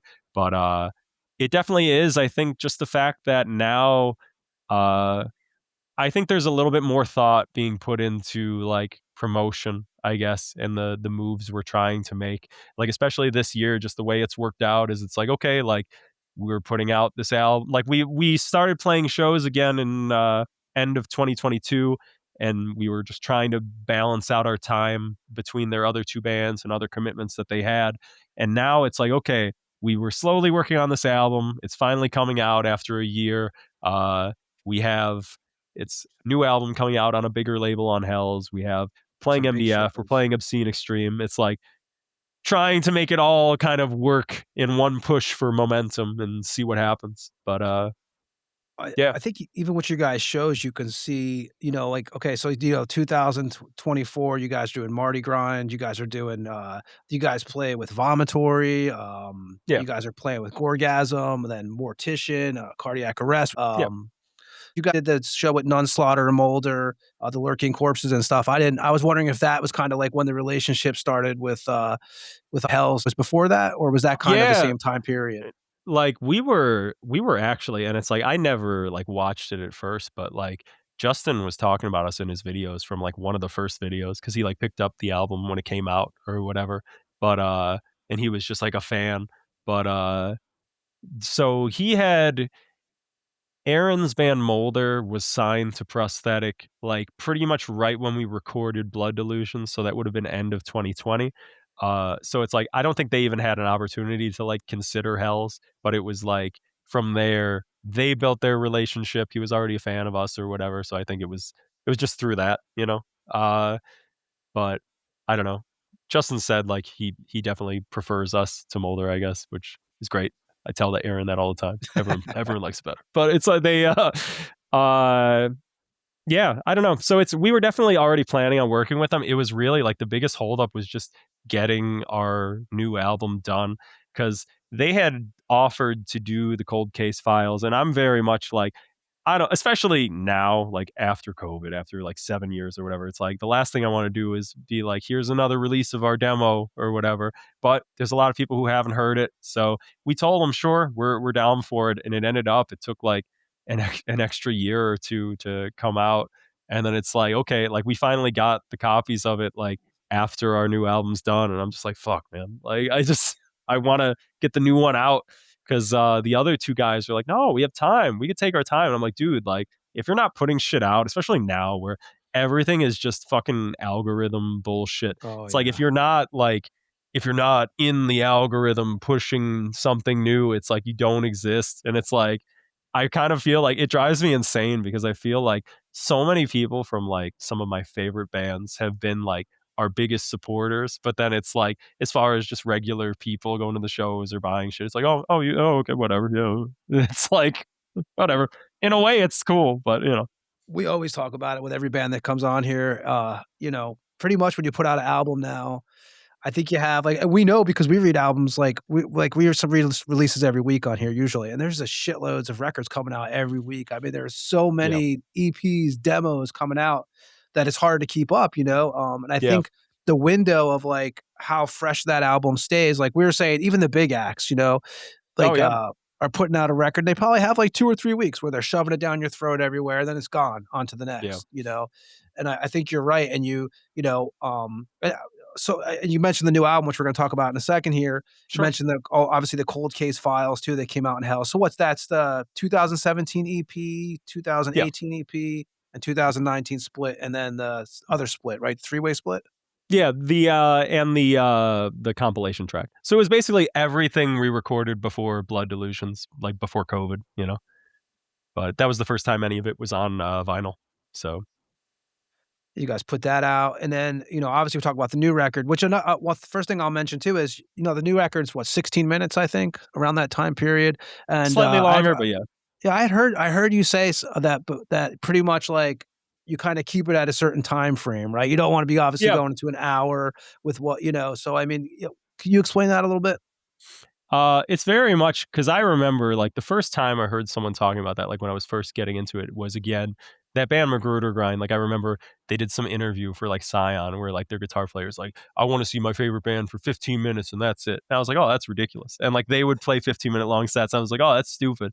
And then I started like playing this kind of shit and it's like, oh no, I get it. It's fucking sucks. I'm tired. But it is very much I think for me too, it's just avoiding, like, filler, because I think we are deliberately playing a style that is, like, supposed to be samey, like, you can crank out, like, a million DB Blast songs, but it's like, I want every song to have something, and I do think it's like, th I don't see any point to, like, doing the 35 track, like, albums Yeah. anymore, just because it's like even if it's, like, all good, especially, like, the classic records, it's like, you can definitely do it, but it's like, when you get to track 27 to 34, it's like, do you really remember those songs? Or Like, is it Anal like Cunt had, like, 500 songs on oh, there yeah. fucking It's all of that shit is just like, you can pull it off, but it's like, I really like there was a quote from, I believe it was the bass player of Gridlink, because they used to get a lot of shit for, like,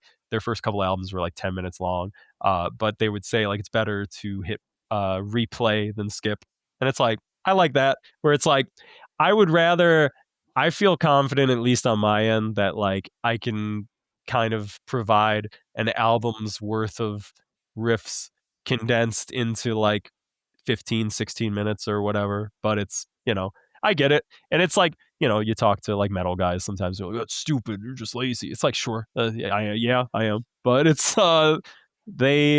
don't know. I always look at it like, especially with like Napalm, it's like, what are my favorite songs I'm from Enslavement? It's like, okay, it's Unchallenged Hate, Lucid Fairy Tale, the title track, It's a Man's World. It's like, what are the ones that have specific things you remember and specific moments you remember? And it's Yeah, like, okay, what if you only did those instead of adding 15 more songs that are like good, but like sound the same? yeah.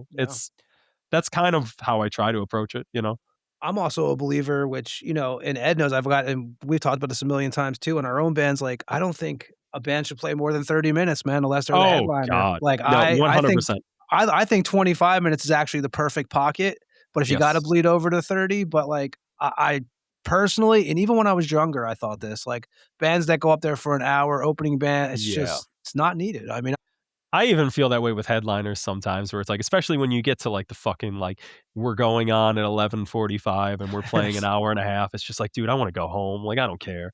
But I definitely agree. And I've had this conversation with friends before where it's like, "Oh, we're playing this gig and we have to fill 45 minutes." It's like, "No, you don't." Yeah, Like, fuck that. "No." Like, "You got an Yeah. extra 15 minutes to get your shit off." Like, I but saw a band, I won't mention any names, but I saw a band, last year, and they played for 3 hours. And I was oh just like, god, "Holy shit," and they're I playing cover can't. songs too. I'm like, "What are you Dude, doing?" that I can't do that. Yeah, I'm That's like, like "What?" my friend got free tickets to, like, Boston one time, and it was, like, the same shit. It's like, it's fine, but it's like, we're sitting there in the dark watching them play for, like, 3 hours, and Yeah, it's like you're listening to the radio. Like, I just fell asleep. Like, I felt bad yeah. because it's like, I'm grateful for the tickets, but fuck, like, I 3 can't do this hours shit. though, Jesus, Yeah, dude. that's a fucking journey.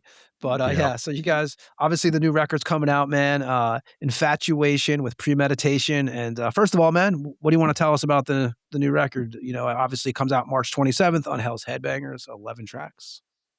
I'm very stoked on how it came out. I've listened to it far more times than anyone else ever will over the last year. We recorded guitars and drums in February. I believe Ted did vocals in March, and then we had it all mixed and mastered by Noah from Nunslaughter, Ah, Mercenary yes. Studios. Uh, he got it all like he sent us a mix like right away, like before we even paid him. He was just like, "How's this?" And it's like basically the final mix, and we're like, Jesus Christ, it was crazy. And it just made such a huge difference from how it was originally recorded, because it's, we recorded like uh this album was recorded with another one of Aaron's friends, where they actually did the last Molder album there, I believe. But uh some kid's parents' basement is like this super nice recording setup. So it's like, okay. So Aaron and I recorded the drums and guitar, and it's like I recorded all of. Obviously, I use like a weird, fucked up sounding guitar tone, but it's like we go through the whole thing, and the kid is just telling me, he's like, "Yeah, I don't know if this is. We might have to redo this." I'm like, all right. So we went and saw Nunslaughter at Reggie's after that, and they're all like, "So how'd it go?" I'm like, I don't know. It sounds like he just doesn't like how it sounds. I'm like, oh shit. But yeah, we ended up just sending it to Noah, and like almost immediately it was like it's like unrecognizable from the same like unmixed, unmastered shit that I had for a couple months. But turned out awesome. Really happy with everyone's performance on there. My biggest thing was just like, I don't care if it's like perfect, but it's like I just want it to sound like, I want it to have the right energy. And it's like, to me, it just sounds like a shot in the arm compared to Blood Delusions, where it's just like I can write all the riffs in the world and organize shit as much as I can. It's like, to me, it just sounds kind of half asleep, And it's so I'm happy that it's much more in your face, much more energy to it. But really happy with how it turned out. And did you guys have any do you have any input on the artwork on this one? Yeah, so I had hit up the art this time was done by Pierre de Palmas. He plays in a couple bands. He's in Blue Holocaust and Vomi Noir. Uh he's done art for like at least 15, 20 years for like all sorts of bands in the scene. So uh and it's cool too, because even though he has a recognizable style, it's not like everyone's getting the same art from him. Like, he's kind of all over the place. But very much he has the same kind of background that I'm always looking for, where it's like, okay, you can do metal art. You obviously are super into horror posters. So I just told him, I gave him some references. I gave him like the Blood Delusions art. And then I just said like something in between, like From Enslavement with like, I guess, horror with whatever. And yeah, it took him a few months to come up with the concept, but he got back to us, and it was pretty awesome. But yeah, we're stoked. It's coming out on CD, vinyl, and tape, again on March 27th.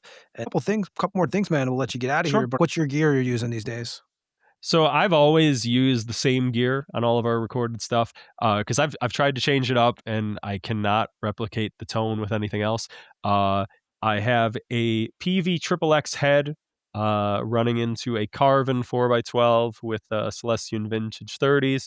I use a VC Rich Mockingbird Pro X2 it's got these like Duncan design active pickups, but it's like I don't know if they're more like blackouts or EMGs. I've kind of heard both, but it's like I don't know if the wiring's fucked up. Like, the neck pickup doesn't work. I got it off of eBay like 10, 15 years ago, but for whatever reason, that's the only guitar that I can make the tone work with. Like, I've tried to buy like nicer, cooler, pointier guitars, and nothing sounds right with it. It all just kind of sounds flubby and fucked up. But the pedal I use is an extremely cheap Behringer HM300. It's like the ripoff of the HM2. It's pink and it's made of plastic. And it's I bought it when I was in high school just because I heard like Rotten Sound Murder Works, and I just thought it was like the sickest tone. And that was also all the Entombed hardcore shit was popular, so I was very into that at the time.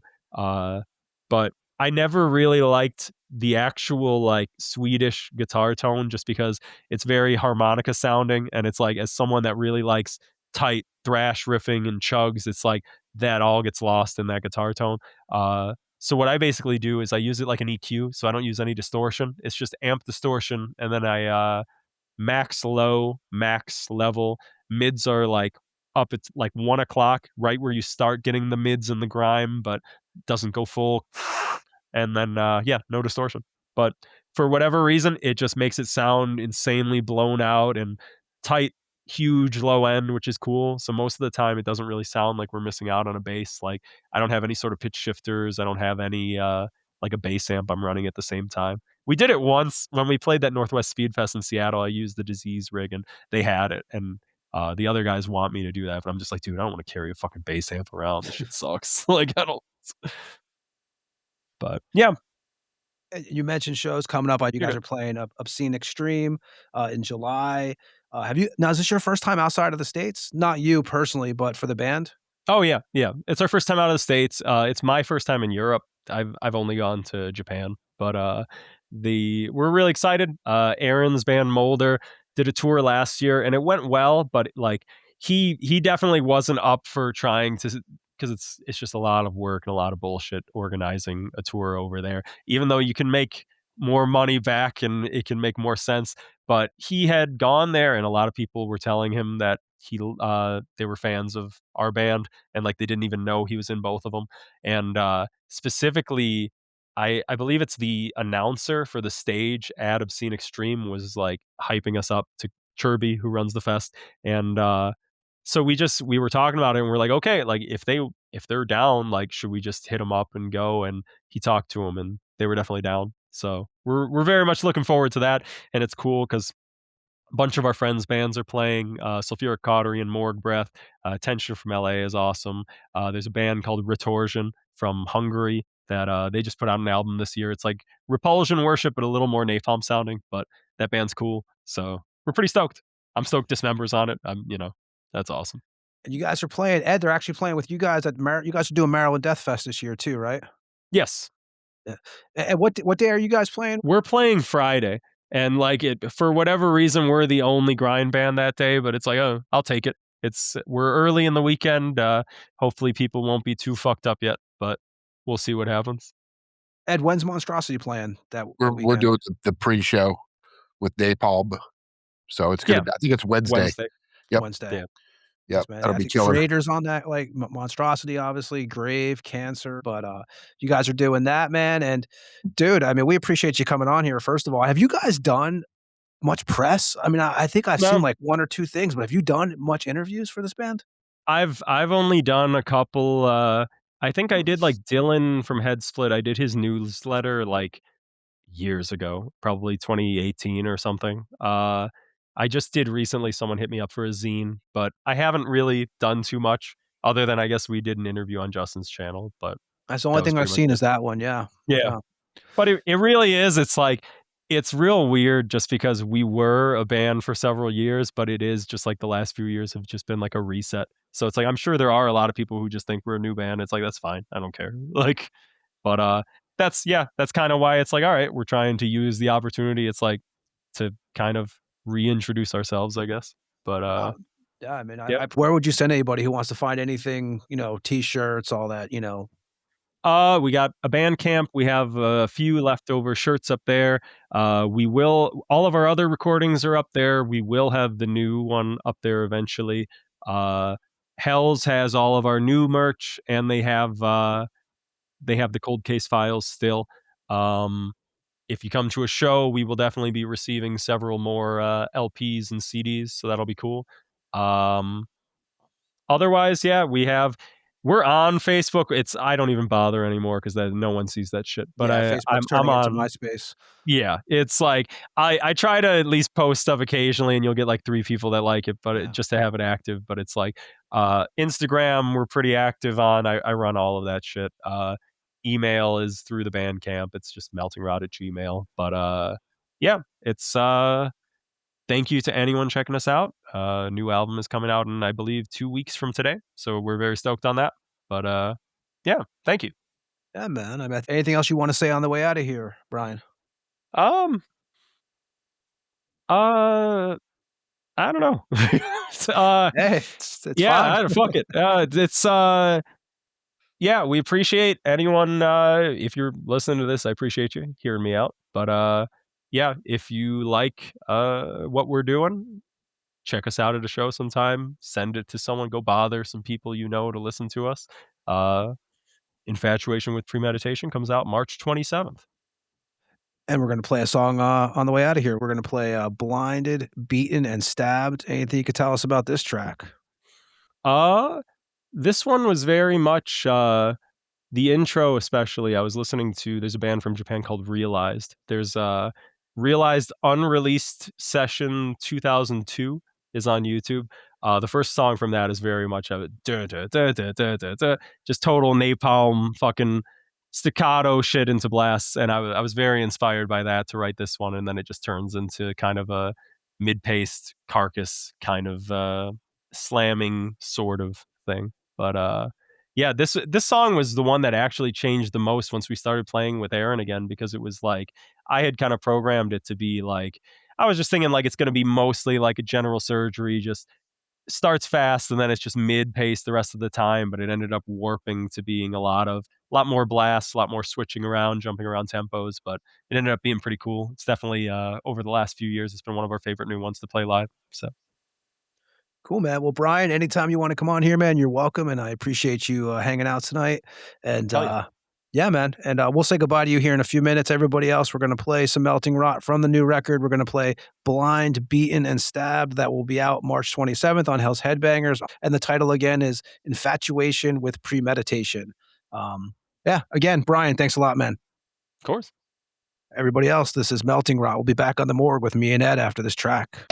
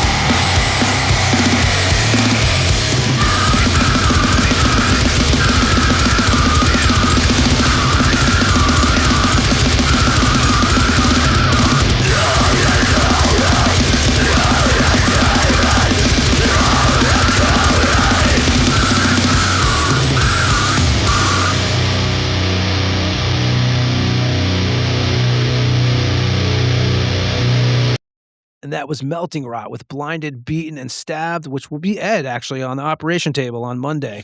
But definitely want to 5 thank a.m. I Brian. just literally while we were doing the thing, I had to keep an eye on my phone because it said when you get a text, you only have 30 minutes to confirm it. I have to be at the hospital at 5 a.m. on Monday morning. So Ed will be getting blinded, beaten, and stabbed at 5 a.m. on Monday morning, which is actually when you will be listening to this show because it releases Monday. So, you know, Everything happens for a reason, guys. everything happens for a reason. But yeah, we want to thank Brian from Melting Rot for coming and hanging out with us. Anybody who hasn't checked them out, they will be at Maryland Death Fest this year with Monstrosity and a bunch of others. Cancer's playing that, Creator. They'll be at Obscene Extreme. So yeah, definitely appreciate them coming. And Ed, episode 130 in the books, man. Man, it seems like 10 just keep flying by. We were just like, well, we're at 120, bro. Who would have thought? Now it's 130. By the time I go to Europe, we'll be at 140. We By the have time I get 140 back, we'll booked be at already. 180. We have guest wise. We already have 10 more guests that are pretty much booked leading up to 140. So that won't be an issue. It seems like we don't have that problem at all. So there you go. Yes. So, but yeah, man, Ed, you're going to be fine, man. This is actually, if you go back and listen to the last couple years of the Tampa Morgue, because again, we've done this for 130 weeks straight.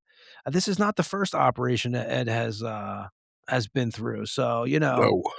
No. And actually, what's funny is my first polyp surgery was in June, and we started the podcast of 23, and we started the podcast in August of 23.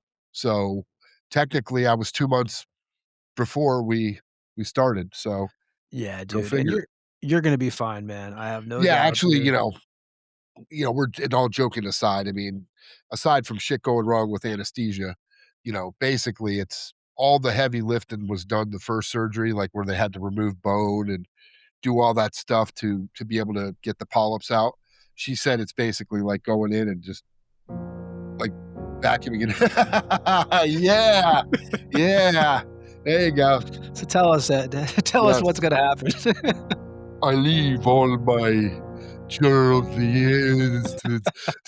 Yeah. So yeah, it's supposed to be, pretty cut and dry. The recovery is supposed to be fast too, but I don't believe none of that shit until it happens. So we'll see. And just remember, everybody, when you see Ed out on the road, he does bring him some heroin, maybe. He likes to, some medicine to heal him up. Ed's into the hard stuff. Actually, I've upgraded to fentanyl. Yeah, So, exactly. Just I walk around like the to streets after the gig. yeah, I just Drooling. chew on fentanyl just to get a quick kick. Oh. There's something wrong with Why this. not, right? Why not? But I mean, what the fuck, dude? yes. But Ed, anybody who listens, what's the info that this may be your last time saying it? So God, if I die, you're gonna fucking hate saying all this. you're not going anywhere, man. Yeah, obviously you can find us on Spotify, Amazon, Apple, anywhere there's podcasts, YouTube, audio only, and the thetampamorgue at gmail.com, and everything and anything on Instagram because Facebook sucks. It And does that's pretty suck, much and it's it. turning into MySpace. I'm telling you, like I was saying And with we have Brian. shirts. We have shirts. Yes, we do. Some killer Tampa Morgue shirts, and Killer again, is an understatement. yeah, and everybody also Screams from Beneath the Surface came out today again from Monstrosity. So make sure you check that out. And Ed, anything else? Nope. I'm ready to make like a tree and get the fuck out of here. We'll be back next week with the guests. We won't say who it is yet because we're not sure which one it'll be, but there will definitely be someone with us next week. Yep. So That's a fact. We will have a guest next week. that is a fact. So anybody who listens, we appreciate you. Thank you for checking us out, and we'll see you next week. Peace. See ya. This is King Fally from Deceased, and you just listened to another episode of the Tampa Morgue. Tune in next week and stay fucking dead.